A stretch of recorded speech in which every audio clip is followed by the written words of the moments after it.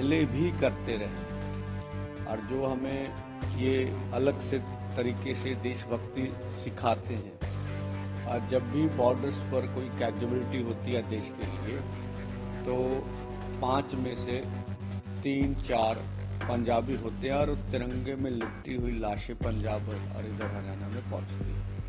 तो हमें उनसे सर्टिफिकेट लेने की जरूरत नहीं है कि देशभक्ति क्या होती है।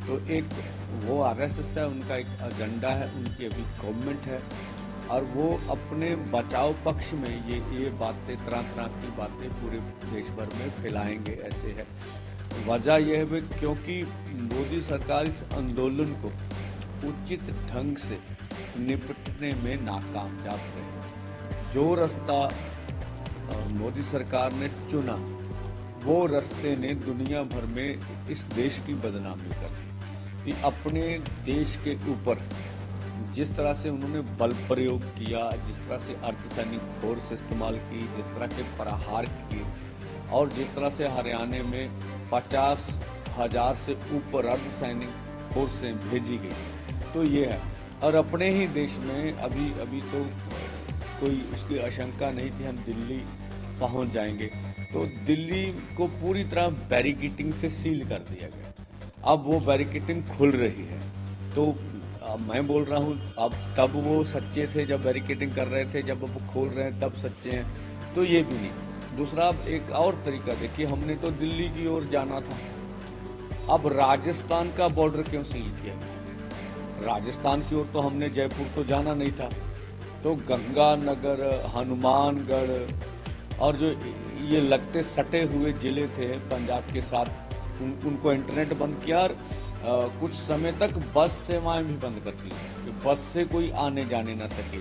तो जो लोगों के ऊपर सरकार ने दुख दिए, जिस तरह से हमारा पंजाब का व्यापार राजस्थान से आगे भी उधर महाराष्ट्र के ऊपर जो जाता है, इधर से व्यापार होता, तो पंजाब की आर्थिकता की कमर तोड़ने का उन्होंने निर्णय ले रखा है। इसी तरह से हरियाणा की, तो हमें अलग कर इस आंदोलन को रोका जा रहा है। उनको मालूम था भी अगर किसान दिल्ली चले गए तो देश भर के किसान वहां आ जाएंगे। तो अब कोई बात नहीं, देश भर के किसान यहाँ भी आ जाएंगे। आंदोलन तो पूरे देश भर में फैल ही रहा। तो ये कि इसका ये था भी इस वजह से जो दुनिया भर में देश की बदनामी मोदी सरकार के जो निर्णय से हुई है, वो किसानों से बैठकर मिलकर वार्ता के जरिए जो मसले हल कर दिए जाने चाहिए थे वो कर नहीं सकी, अथवा अगर नहीं भी कर सकी तो उन्होंने ये रास्ता नहीं अपनाया। मुझे नहीं लगता कि क्यों नहीं अपनाया, फिर किसानों के लिए रास्ता खोल दे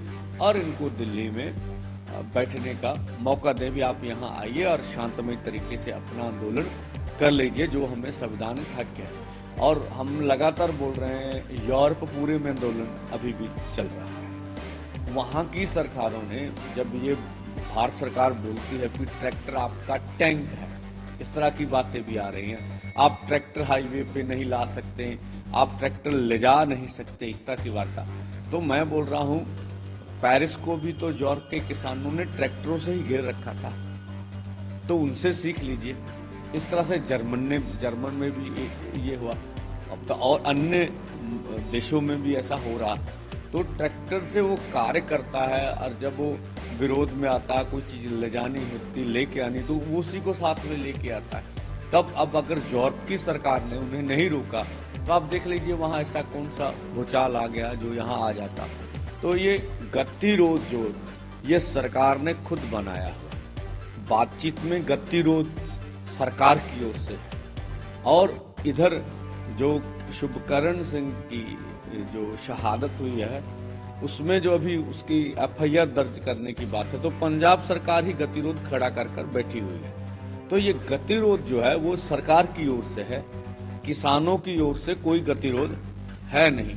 या भाई आप दिल्ली जाने दीजिए, हमें पीसफुली प्रोटेस्ट करने दीजिए, या फिर हमसे बात करिए और हम हमारे सारे मुद्दों का समाधान कर दीजिए।